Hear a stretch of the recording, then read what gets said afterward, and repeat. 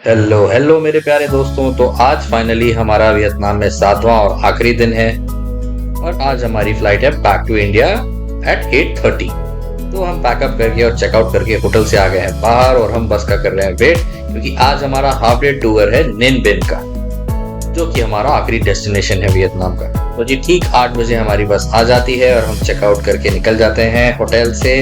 और हमें निनबिन से डायरेक्टली एयरपोर्ट जाना है, इसलिए हम हमारा पूरा लगेज लेके ही आते हैं बस। तो दोस्तों निनबिन लगभग 100 किलोमीटर दूर है हनोई से, जहां पहुंचने में लगभग 2 से सवा 2 घंटे लगते हैं। तो ये निनबिन को हालोंग बे ऑन लैंड भी कहा जाता है और ये वियतनाम की एक ऐसी खूबसूरत जगह है जहाँ नेचर और कल्चर दोनों का परफेक्ट ब्लेंड मिलता है। तो जी आज हम एक्सप्लोर करेंगे टैम कॉक बीच और हैंग मुआ। ये दोनों डेस्टिनेशंस निनबिन के बहुत फेमस डेस्टिनेशंस हैं और इन दोनों के बारे में डिटेल में आपको मैं वहां पहुंच कर ही बताऊं। देखिए ये दूर से जो आपको दिखाई दे रहा है हेलोंग बे जैसा, यही निनबिन है और हमें यहीं पहुंचना है।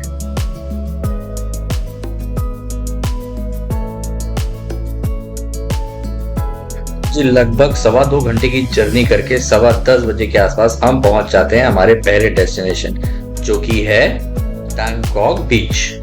तो यहाँ बीच का मतलब समुद्र वाला बीच नहीं है, यहाँ बीच का मतलब होता है केव्स और इसका पूरा मतलब है 3 केव्स। तो जी यहाँ आप एक ट्रेडिशनल रोबोट राइड लेते हो जो राइस फील्ड्स और कास्ट लाइमस्टोन क्लिफ्स के बीच से होते हुए नदी के अंदर लेके जाती है। तो देखिए ये वो जगह है जहां से हमें मिलेगी हमारी बोट और एक बोट पे 3 से 4 लोग ही बैठ सकते हैं। तो हमारी बोट लग जाती है और हम तीनों उस पे बैठने के लिए हो जाते हैं तैयार और हमारी राइड हो जाती है शुरू। गाइज ये जगह सचमुच में इतनी खूबसूरत है, जैसा मैं हमेशा से बोलता हूँ, ये मैं कैमरे में आप लोगों को नहीं दिखा सकता, बट ये बहुत ही खूबसूरत है जो आपको और भी आगे दिखाई देगी अच्छे से। और ये पूरी राइड लगभग 1 से 1.5 घंटे की करीब की होती है। तो दोस्तों हमारी राइड को शुरू हुए कुछ 15-20 मिनट ही हुए थे कि अचानक ही मैंने रियलाइज किया कि हमारा बोटमैन जो है वो बोट को हाथ की बजाय पैरों से चला रहा है। तो मुझे लगा ये मस्ती में और हमें इम्प्रेस करने के लिए ऐसा कर रहा होगा, तो मैंने उसका वीडियो भी शूट किया और अपनी श्रीमती जी और सोफिया को भी दिखाया। बट थोड़ी ही आगे जाके हमें समझ में आया है कि भाई साहब यहाँ तो सारे बोटमैन जो है वो पैर से ही यहाँ पे बोट चलाते हैं और इनको पैडल बोट्स बोला जाता है। अभी तो और भी बहुत सारी फनी फनी चीजें हम लोगों ने आगे देखी और बहुत ही क्यूट और बहुत ही इंटरेस्टिंग थी वो। ये देखिए इन सारे बोटमैन्स को, ये सारे की सारे पैर से कितने एफर्टलेसली इन बोट्स को चला रहे हैं। तो चलिए आगे बढ़ते हैं और आपको मैं और डिटेल में बताता हूँ टैम कॉक बीच के बारे में। तो ये बोट राइड लगभग 1 से 1.5 घंटे की होती है, जो कि बहुत ही खूबसूरत कास्ट लाइमस्टोन क्लिफ्स और बेस के बीच से आपको लेके जाएगी।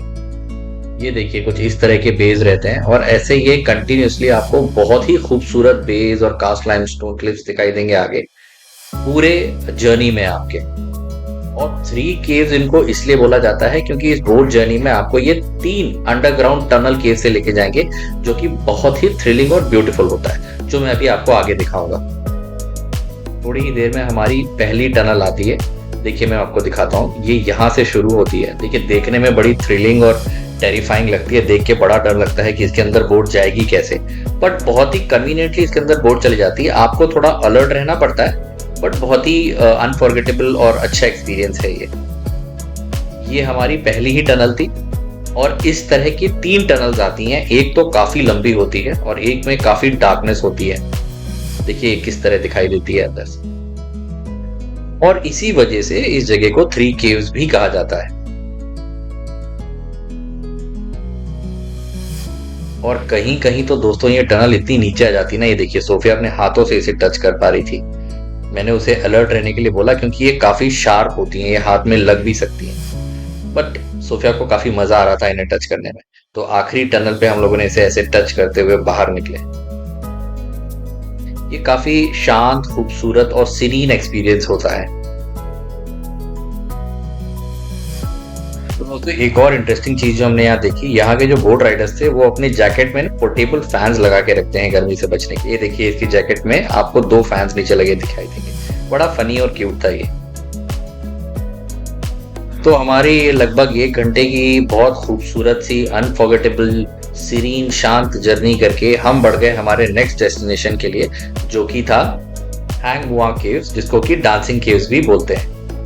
तो दोस्तों ये हैंग मुआ केव जो है ये एक बड़ा ही हाइकिंग एक्सपीरियंस है तो जी श्रीमती जी और सोफिया ने तो मना कर दिया हाइकिंग के लिए और उन्होंने डिसाइड किया कि वो नीचे ही गार्डन घूमेंगे। मैं अकेला गया इस हाइकिंग के लिए। तो जी हैंग मुआ एक व्यू पॉइंट डेस्टिनेशन है जहां तक पहुंचने के लिए आपको लगभग 500 से ज्यादा स्टोन स्टेप्स क्लाइम करने पड़ते हैं और टॉप से पहुंच के व्यू मिलता है पूरे टैमकॉक वैली का। तो जी ये देखिए यहाँ से होती है हमारी हाइकिंग शुरू। तो हम करते हैं अपनी हाइकिंग को यहाँ से शुरू और देखते हैं आगे कितना चढ़ पाते हैं। तो जी ऐसा है करीब 100 सीढ़ी चढ़ने के बाद देखिए व्यू कुछ ऐसा दिखाई देता है। ये मैं 100 स्टेप्स लगभग चढ़ चुका हूँ, ऐसा व्यू दिखाई दे रहा था। और उसके बाद लगभग 400 स्टेप्स पहुंचने के बाद वो देखिए आपको टॉप पे दिखाई देगा, वो है 500 स्टेप्स के बाद टॉप व्यू। लेकिन क्योंकि दोपहर के लगभग 12:30-1 बज चुके थे तो मेरी हिम्मत दे गई जवाब और मैं पसीना पसीना होके वहीं से वापस लौट गया। लेकिन यहाँ से मैं आपको जरूर व्यू दिखाऊंगा कि 400 स्टेप से यहाँ का व्यू टैमकॉक का कैसा दिखता है। देखिए ये 400 स्टेप्स के ऊपर का व्यू है, बहुत ही खूबसूरत व्यू दिखाई दे रहा था यहाँ से। देखिए कोई यहाँ पे ड्रोन शॉट्स भी ले रहा था ऊपर, तो यहाँ से व्यू बहुत ही खूबसूरत दिखाई देता है। लेकिन यहाँ तक पहुंच के मैं मान गया कि पूरे 500 स्टेप चढ़ के टॉप पे जाना हर किसी के बस की बात यहाँ है नहीं। तो जी नीचे पहुंच के मैंने पिया नारियल पानी ताकि थोड़ी एनर्जी आए और जो मजा मुझे आया है, वाह वाह वाह वाह। फिर थोड़ी देर नीचे के बने हुए गार्डन में हम लोगों ने तफरी की, मस्ती की। हमारी श्रीमती जी और सोफिया ने वहां के लगे हुए झूले का कुछ मजा लिया। पूरा नीचे का गार्डन एरिया हमने घूमा और हमें जल्दी भी थोड़ी इसलिए थी क्योंकि हमें एग्जैक्टली 2 बजे निकलना था एयरपोर्ट के लिए, क्योंकि एयरपोर्ट पहुंचने में यहाँ से लगते हैं करीब 2.5 घंटे। तो यहाँ से हमें जाना था लंच करने के लिए, जहाँ के हम पहुंच गए लगभग 1:15-1:30 बजे के आसपास। लंच काफी अच्छा था लेकिन अगेन पूरा की पूरा वियतनामीज था, यहाँ इंडियन कुछ भी नहीं था। तो जी जो जो खाने लायक चीजें हमें समझ में आई हमने ली। अगेन कॉर्न, नूडल्स, वेजीज और ये व्हाइट वाली चीज जो आपको दिखाई दे रही है कुछ फ्रूट जैसी, जो मैं भी आपको दिखाता हूँ मेरे प्लेट में, वो बहुत ही। और अभी तक सोफिया को चॉपस्टिक से खाना आ गया था तो वो चॉपस्टिक से ही खा रही थी।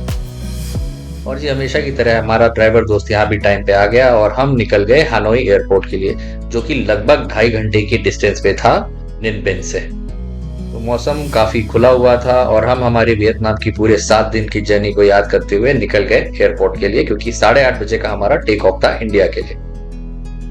तो जी करीब 4:30-4:45 बजे के आसपास हम पहुंच जाते हैं हनोई एयरपोर्ट, जहां पे हमें इस बार काफी भीड़ मिली। बट टाइमली हम लोगों ने अपना इमिग्रेशन कंप्लीट कर लिया। बोर्डिंग पास, इमिग्रेशन वगैरह हम लेके पहुंच गए अपने बोर्डिंग गेट के पास। लेकिन तब तक हमें काफी भूख लग गई थी क्योंकि 5-5:30 बज चुके थे और हमें पता नहीं था कि फ्लाइट पे खाना कैसा मिलने वाला है। तो हमने एयरपोर्ट से ही सोचा कि क्यों ना आखिरी बार वापस से कोकोनट कॉफी पी जाए और लास्ट मील लिया जाए हमारा वियतनाम का। तो जी हमारी शुद्ध शाकाहारी मैडम जी के लिए लिया हमने अगेन वेज नूडल्स और मेरे लिए लिया मैंने कुछ चिकन पाव करके, यहाँ पे कुछ डिश बोलते हैं जो बहुत फेमस है, जो कि बर्गर और सबवे का एक मिक्स फॉर्म होता है। काफी अच्छा था, टेस्टी था। तो हमने हमारी मील ली और हम आगे बढ़ गए फ्लाइट के लिए और टाइम पे हमारी फ्लाइट बोर्ड की। हमने वियतनाम को किया बाय बाय और हमने फ्लाइट अपनी बोर्ड कर ली और हमेशा की तरह आगे बढ़े। और 3 सीट में, जैसा कि आप सबको पता है, मुझे मिलनी थी बीच की सीट। चुपचाप मैंने बीच की सीट ली और मैं बैठ गया एक अच्छे बच्चे की तरह। तो ये हमारी वियतनाम से इंडिया की करीब 4.5 घंटे की फ्लाइट है, जो लैंड होगी रात के 12 बजे इंडिया में। तो दोस्तों इसी व्लॉग के साथ हमारी वियतनाम की ट्रैवल व्लॉग सीरीज आज होती है खत्म। आई होप आपको हमारे सारे ट्रैवल व्लॉग वियतनाम के अच्छे लगे होंगे। अगर हमारे ट्रैवल व्लॉग्स आपको अच्छे लगे हों तो प्लीज उन्हें लाइक करिए और कमेंट करके हमें सजेशंस दीजिए। हमारे चैनल को प्लीज सब्सक्राइब कर लीजिए विद बेल आइकॉन, ताकि हमारे अगले व्लॉग का अपडेट आपको इमीडिएटली मिल जाए। तो दोस्तों हमारे अगले ट्रैवल ब्लॉग तक आप अपना और अपने परिवार का बहुत ख्याल रखिए। रब रखा, खुदा हाफिज दोस्तों। Think I've been here before.